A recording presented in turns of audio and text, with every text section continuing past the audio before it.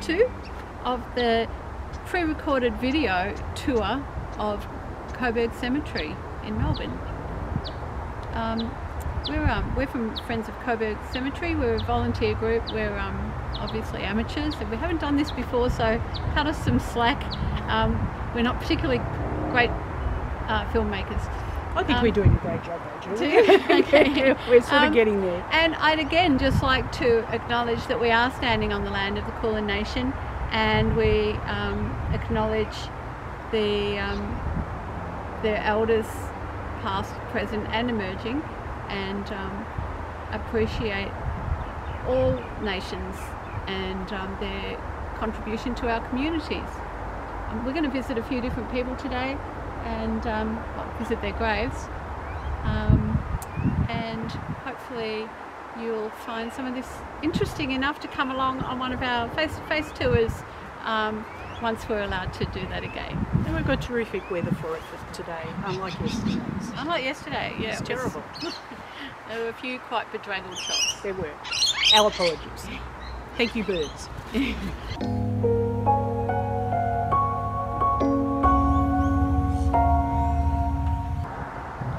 sitting on the grave of George Arthur Cartlett, a naturalist and a Victorian pioneer as such.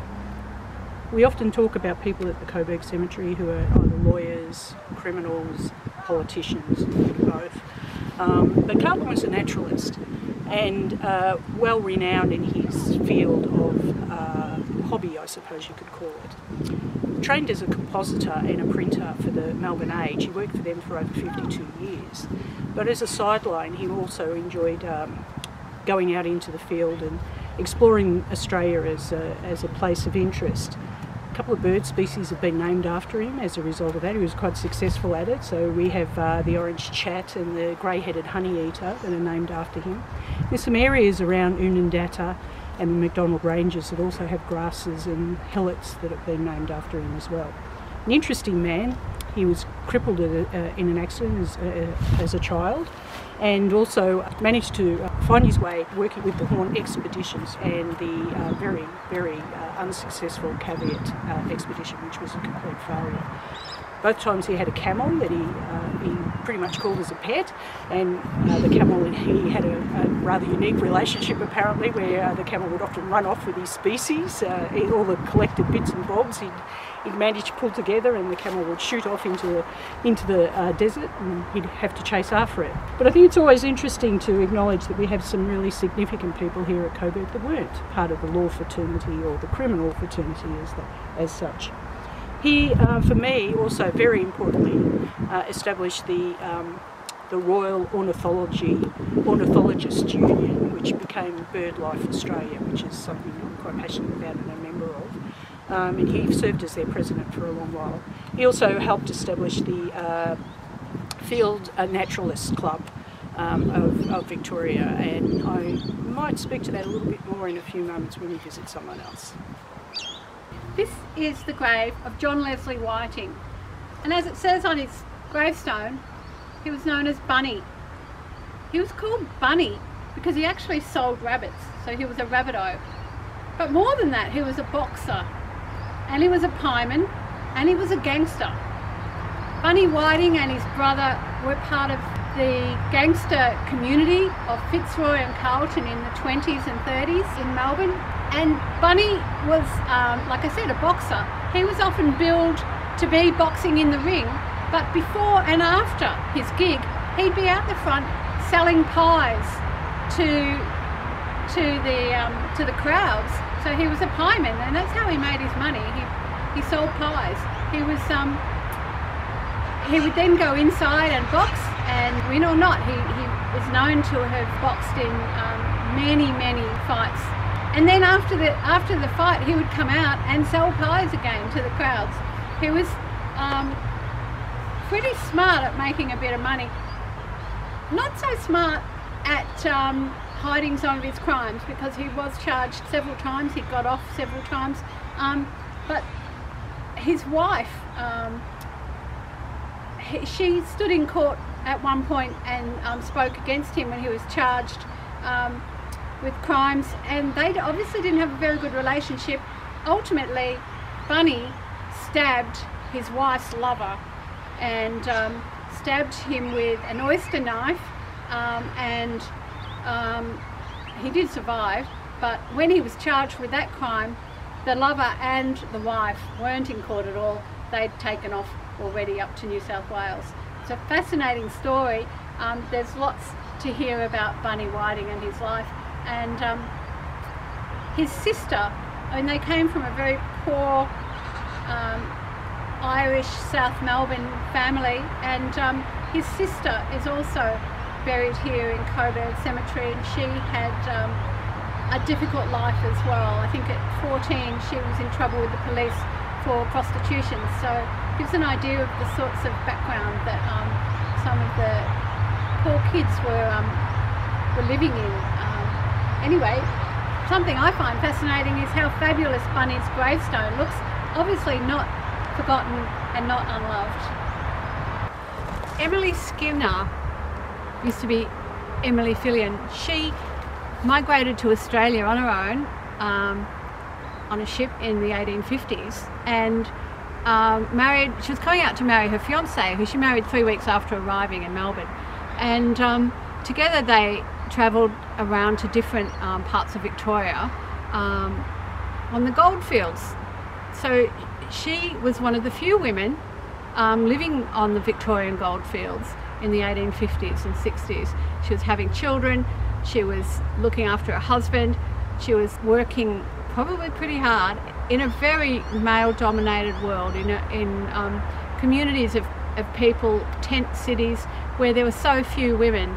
But one of the most remarkable things about Emily is that she kept journals of her life, and they show a world that is really unfamiliar and really interesting about the social aspects of living on the goldfields and the people who were there and the sorts of characters. In her journals she disguised names, and she spoke quite frankly about their lives and critically wrote about their activities, and didn't need to keep so many of the niceties that a lady of the time might need to keep in her speech, because she was writing a personal journal and she disguised who she was writing about.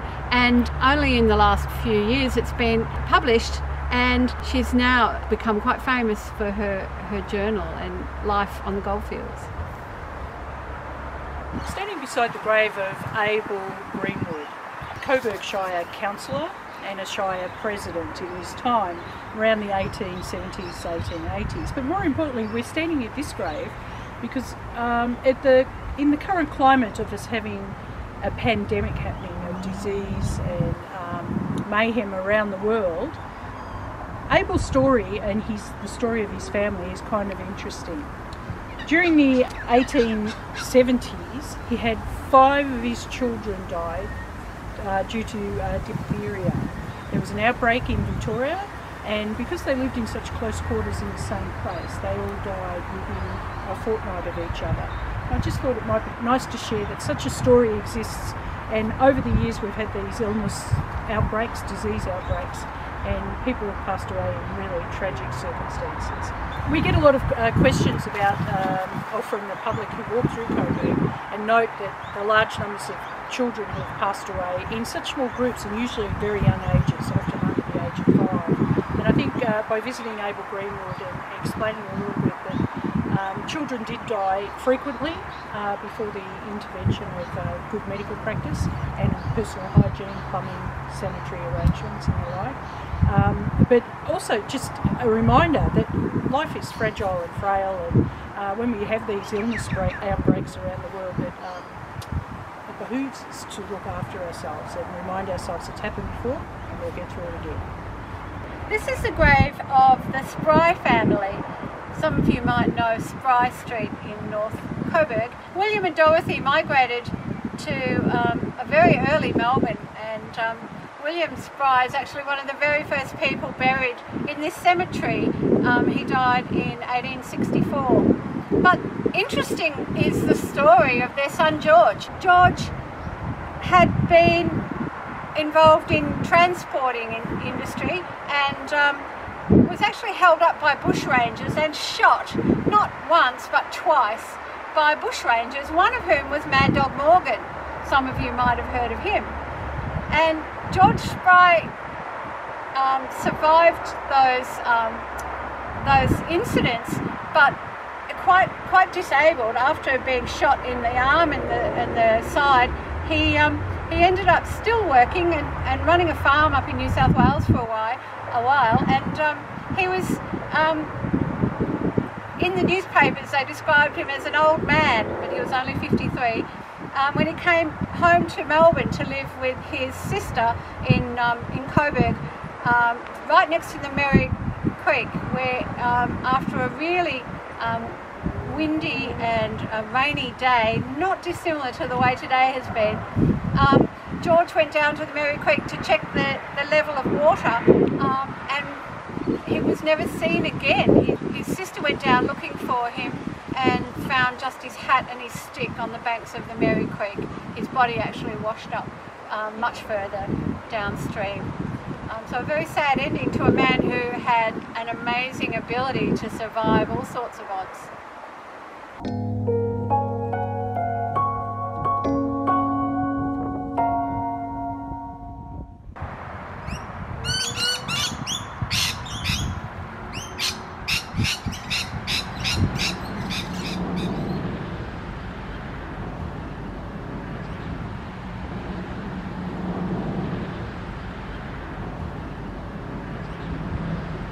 Moving on from George Arthur Cartman, who was the one of the co-founders of the Royal Australasian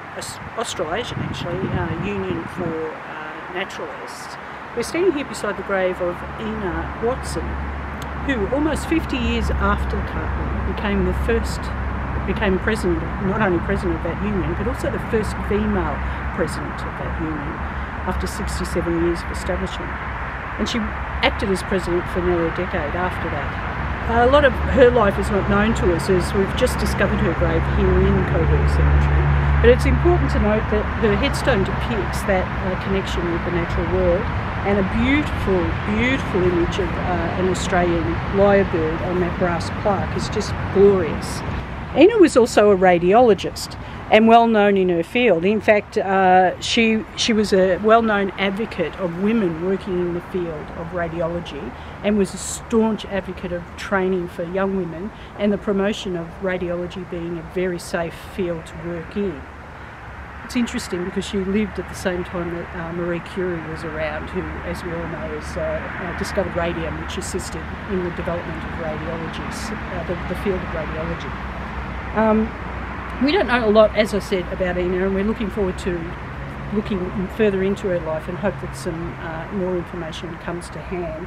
But I think it was just a nice connection between her and Keaton. That here in Coburg Cemetery we have some rather interesting, very well-known naturalists that we'd love to do some more research on. And thank you, Ina, for your support for females in the workplace. It's terrific. This is the grave of Catherine and Minnie Scarf. Catherine was the mother and Minnie was her daughter.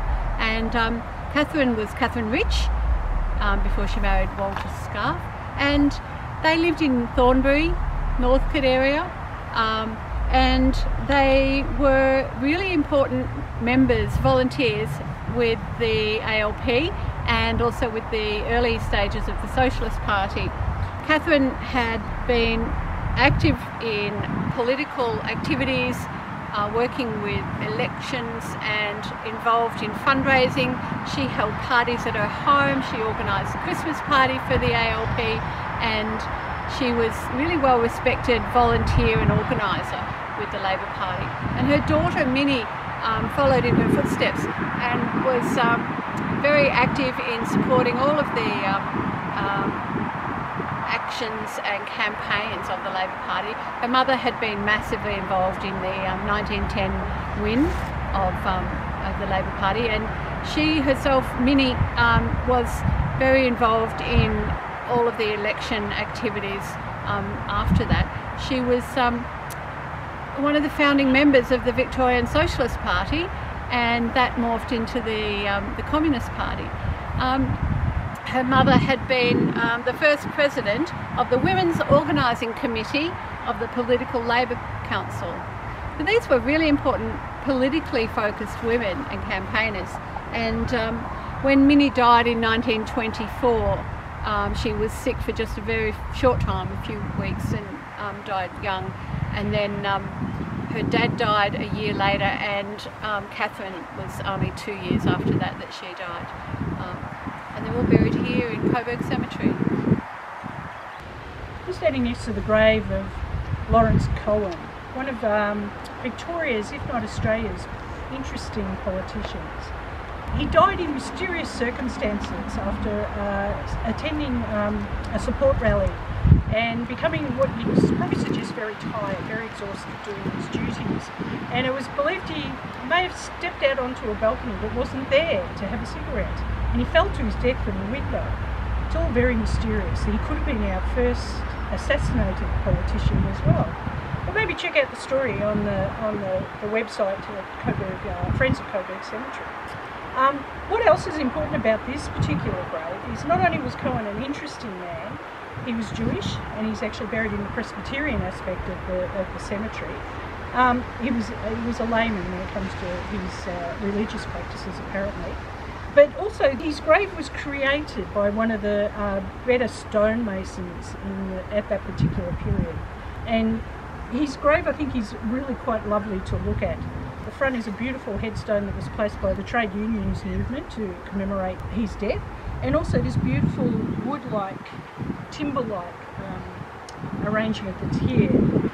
We also, at the Friends of Coburg Cemetery, with the local politician Colin Thompson, I think it was about 2 years ago now, actually came and commemorated the 100-year passing of Lawrence, and we laid a wreath and had some lovely words said. And it was kind of nice to have that sort of ceremony acknowledging a good political man of the time, lost probably too soon, doing his duty.